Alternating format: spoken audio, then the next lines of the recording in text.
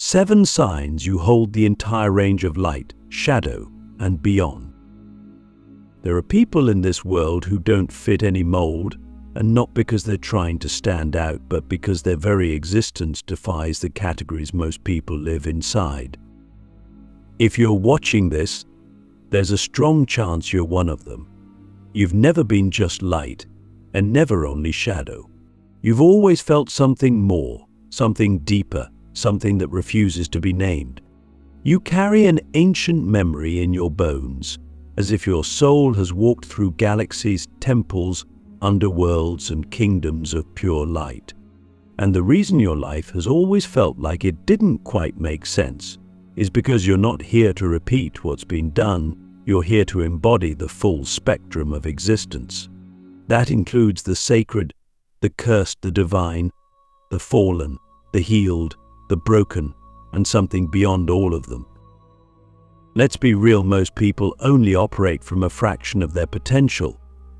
They cling to the light and reject the shadow, or they get lost in the shadow and forget the light. But you were never allowed to stay in either extreme for long. Life forced you to experience both, and perhaps neither made sense until now, because the truth is, you were never meant to choose. You were meant to contain, to embody the whole range, and not just for yourself, but for the collective. That's the first sign. You've lived a life that's been both angelic and apocalyptic. You've been the savior and the saboteur, the healer and the one who needed saving. And the key wasn't in choosing one side forever, it was realizing that holding both is where your true power begins. Click subscribe to this channel to get more profound spiritual lesson.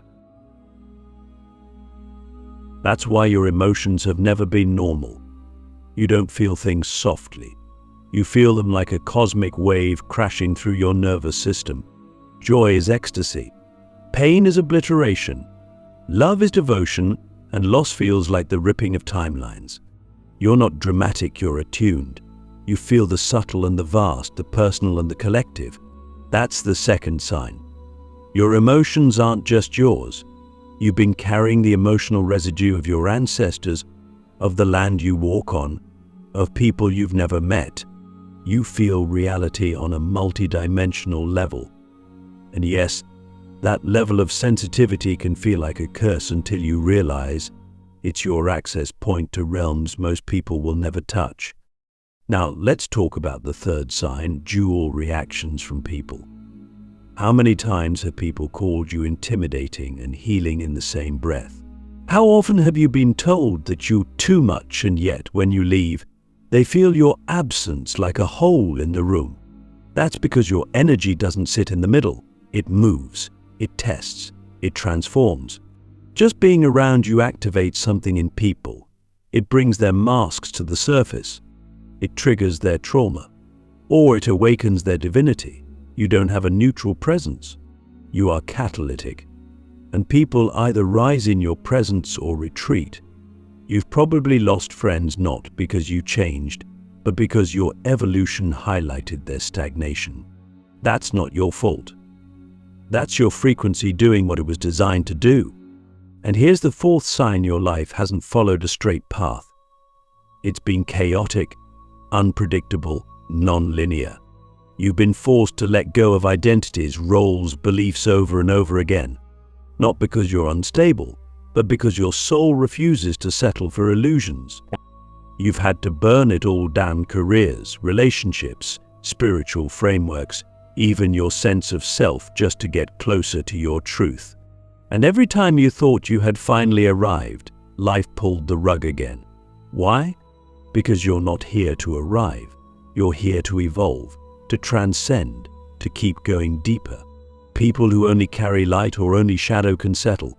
But you hold the beyond. You are being sculpted by realities most people can't perceive. The fifth sign is your relationship with time. For most people, time is linear. Past, present, future. For you, time folds. You touch memories that aren't yours. You dream of places you've never been.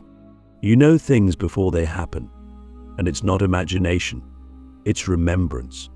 Your soul has lived many lives, maybe not in the way books explain reincarnation, but in the way the soul expands beyond this dimension. You've walked through lifetimes in your dreams. You've spoken to ancestors without language. You've retrieved parts of yourself from other timelines, even if you didn't have the words for it. That's not imagination. That's your range. You don't just hold light and shadow, you hold time itself in your field. The sixth sign is this: you've always felt called to something bigger, but you couldn't quite name it. It wasn't about fame or success, or even traditional spiritual enlightenment. It was something more ancient, something that pulled at you from beyond the veil. It whispered through synchronicities. It echoed in moments of silence. It spoke to you in music, in art, in pain.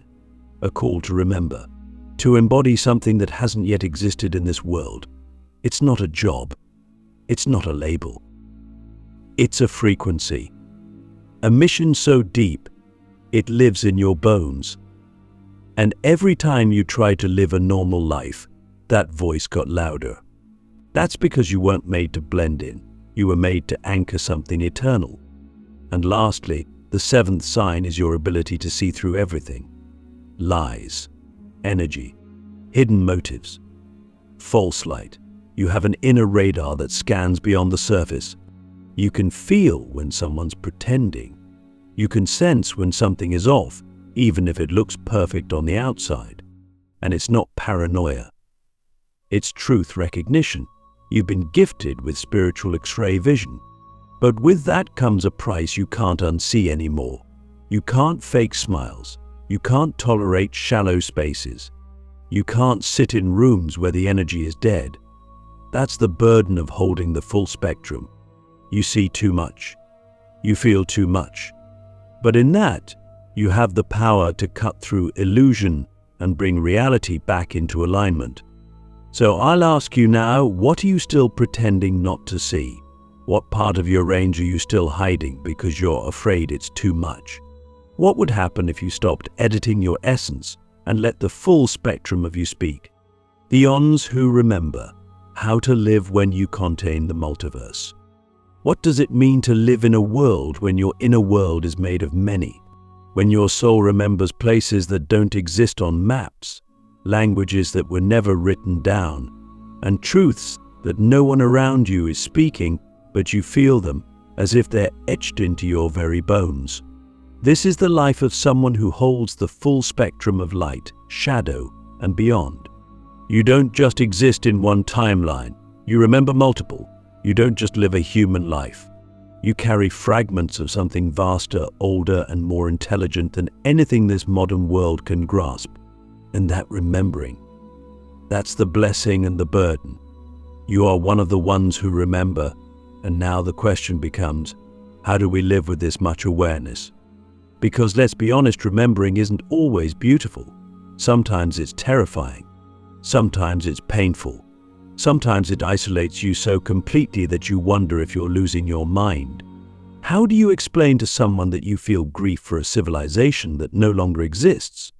How do you describe the ache in your chest when you hear certain music because it opens a gate to a version of yourself that had wings or scales or sat in council with beings from beyond the stars?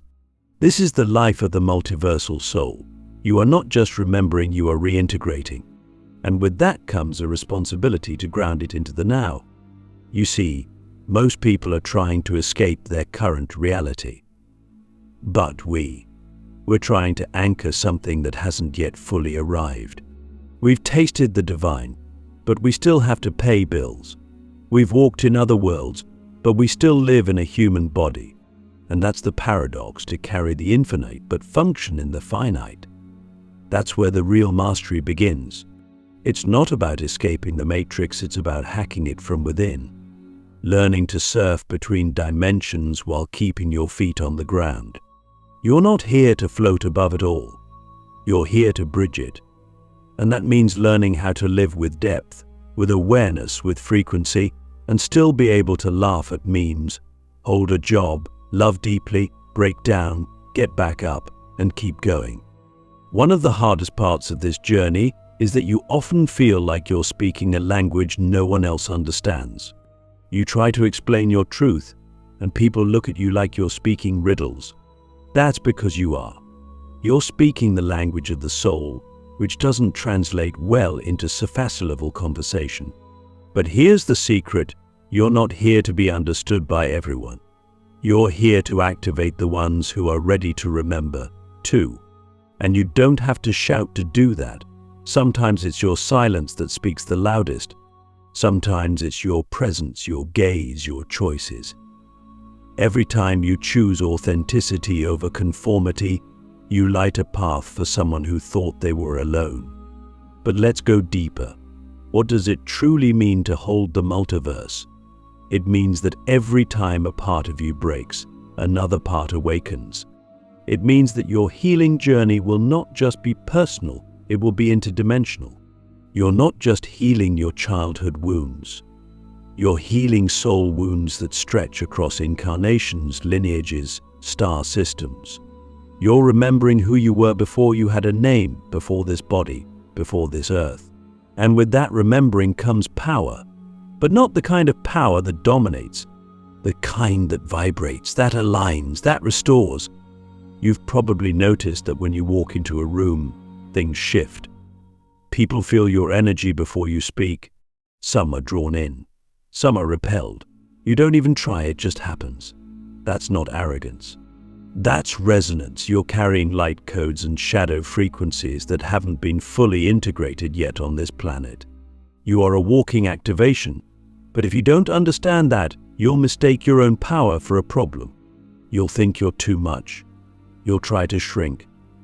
But the truth is, you were never meant to shrink. You were meant to expand until others remembered how to expand too. And this brings us to perhaps the most sacred truth of all. When you hold the multiverse, you are not just a student of life, you are its mirror. You reflect to others what they've forgotten about themselves. That's why people confess things to you they've never told anyone. That's why strangers cry in your presence. That's why some people fall in love with you and others run from you. You reflect the beyond, and the beyond is not always comfortable, but it is always true. So I'll ask you now, what are you still hiding in order to seem normal? What ancient truth is sitting inside you waiting to be spoken? Can you feel the weight of all the versions of you that are whispering, "It's time"? The sacred chaos of being everything, how to navigate the storm without losing the center. To hold the entire range of light, shadow, and beyond is to become a living paradox. You are the calm and the chaos, the silence and the scream, the star and the void. And one of the most difficult lessons we face on this journey is learning how to remain centered in the middle of it all. Because carrying this much energy, this much truth, this much self, is not a gentle walk through life, it's a storm, a sacred one. And that storm will try to rip apart every false identity you've ever clung to, every relationship that was built on illusion, every version of you that was born from fear instead of essence. Chaos is not the enemy. Chaos is the initiation. But without a center, chaos becomes destruction. With a center, it becomes creation. This center isn't found in books or gurus or even in spiritual rituals. It's not a mantra you repeat or a crystal you hold. It's something deeper, quieter, more ancient than language. It's the still point inside the storm. The part of you that doesn't react when everything else is falling apart. The part of you that knows even when the mind is screaming. And here's the paradox again, it's not something you build. It's something you remember. You don't create your center. You uncover it. You return to it. And that return, that's the practice. Every day, every breath, every choice to come back to the truth of who you are, even when everything outside of you is demanding that you forget. Let's be honest, on this path, forgetting is easy. Especially when the noise of the world is constant. Especially when your sensitivity makes you feel like you're picking up every frequency in the room. You'll want to check out, numb, distract, escape, and sometimes you will. That's okay. This is not about perfection. This is about presence. It's about noticing when you've left your center and choosing to come back. Even if it takes a moment, even if it takes a breakdown, even if it takes completely falling apart first. Because sometimes the center isn't peaceful. Sometimes the center is wild. Sometimes the center is sacred rage or divine grief. The key is that it's real. And when you're real, you're whole. One of the most misunderstood parts of this journey is the role of shadow. People think shadow is the opposite of light. It's not. It's the partner of light. Without shadow, light has no form. Without shadow, you have no depth. The shadow holds your pain, yes, but it also holds your gifts, your power, your raw, unpolished truth. Most people are terrified of their shadow because they've only ever seen it as something to fix or flee. But when you hold the full range, you don't run from your shadow, you sit with it. You learn its language, you let it show you what you've disowned, and in that process it becomes your ally. It teaches you how to walk through fire without burning. It teaches you how to be sovereign even in suffering. And when you've made peace with your shadow, you stop being afraid of anyone else's. You stop needing people to be perfect. You stop needing life to be easy. You start seeing everything, every hardship, every heartbreak, every failure as a piece of your initiation. That's when you become dangerous in the most beautiful way, because you're no longer controlled by fear.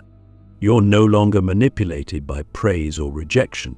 You're no longer trying to prove your worth. You know who you are, and that knowing, that's your anchor in the chaos. But here's the twist. Just when you think you've mastered the storm, a new one arrives. Why? Because evolution never ends. Because the more you hold, the more you're asked to embody. This isn't a one-time awakening. It's a lifetime of remembering, again and again, each time deeper, each time truer, and each time more humbling. Because the more you awaken, the more you realize how vast you really are and how much you've yet to uncover. That's the sacred chaos. It doesn't stop, but your ability to dance with it grows. So how do we navigate this without losing ourselves? We learn to stop resisting the tide. We learn to feel it all without drowning in it. We learn to make space for joy and heartbreak, for clarity and confusion, for light and shadow. We stop labeling everything as good or bad, light or dark. We start recognizing that everything is part of the whole. And we start asking better questions. Not how do I fix this, but what is this trying to show me? Not how do I get back to who I was, but who am I becoming through this? And maybe the most important question of all, can I love myself here in the middle of the mess?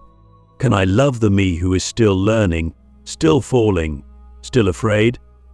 Because if you can do that, if you can hold yourself in the chaos, you've already won. You've already remembered the truth. The final threshold, you are not becoming, you are returning. There comes a moment on this path when you stop searching and start seeing. Your entire life you thought you were becoming something more healed, more enlightened, more worthy.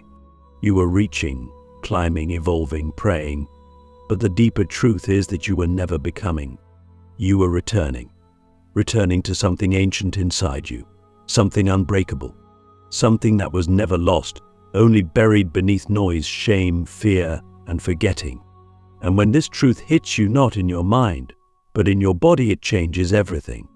You finally realize that you are not here to become someone new. You are here to remember who you've always been. We live in a world obsessed with improvement, with fixing, with transformation. But when you hold the entire range of light, shadow, and beyond, you begin to understand that wholeness isn't something you achieve. It's something you reclaim. And that reclamation often feels like death before it feels like rebirth. You have to die to the versions of yourself that were built on survival. You have to grieve the masks you wore to stay safe. You have to release the roles that got you love but cost you your truth. And that's terrifying, because your ego will scream, that if you let go of those parts, there will be nothing left. But that's the great lie, because underneath all of it is the real you, and that you is not fragile, that you is eternal. So what happens when you finally return? You stop chasing. You stop performing. You stop trying to manifest your way into being more acceptable. You stop trying to prove your light by denying your shadow. You start being. You start breathing. You start listening to the quiet pulse of your soul instead of the loud demands of the world. And from that place, your entire frequency shifts. You no longer operate from lack. You no longer need validation to feel real. You move from center, from stillness, from sovereignty, and that changes your entire reality. This is what it means to cross the final threshold. When you realize that the journey was never about becoming divine, it was about realizing you've always been divine. When you stop worshiping gods outside of you and begin to recognize the God force within you. When you stop seeing your shadow as the enemy and start honoring it as the keeper of your deepest wisdom. When you understand that your pain didn't break you, it refined you. It carved you into the kind of vessel that can hold the full spectrum of existence. And that is no small thing. This path doesn't make you superior. It makes you responsible. Because once you remember who you are, you can no longer pretend you don't know. You can no longer play small. You can no longer shrink yourself to fit into spaces that dishonor your truth. When you hold the range, you become a mirror for others. Not because you try to but, because your very being reflects everything they've forgotten about themselves. Your presence becomes a permission slip. Your truth becomes a doorway. Your embodiment becomes a map. And that's the final sign the world begins to change around you. Not because you force it, but because you become the frequency of change. People shift in your presence. Old systems collapse when you show up. New timelines open when you speak your truth. You don't just walk in the world, you weave worlds as you move. You are not just a human being. You are a threshold. You are a convergence point of dimensions. You are the edge between what was and what can be. But even here at the final threshold, the journey doesn't end. Because this is not a destination. It's a cycle. You will forget again. You will fall again. You will doubt again. And when you do, that's not failure, that's the spiral pulling you deeper. That's the soul calling you home again. And again. And again. Because there's always more to remember. Always more to embody. Always more to return to. So I'll leave you with this. Can you hold it all? Light, shadow, chaos, stillness, fire, silence, and still whisper to yourself, I am home. Can you remember, even in your forgetting, that you were never broken, never separate, never less than divine? Because the moment you do, you don't just remember who you are. You help the world remember what it came here to be. Let the return begin.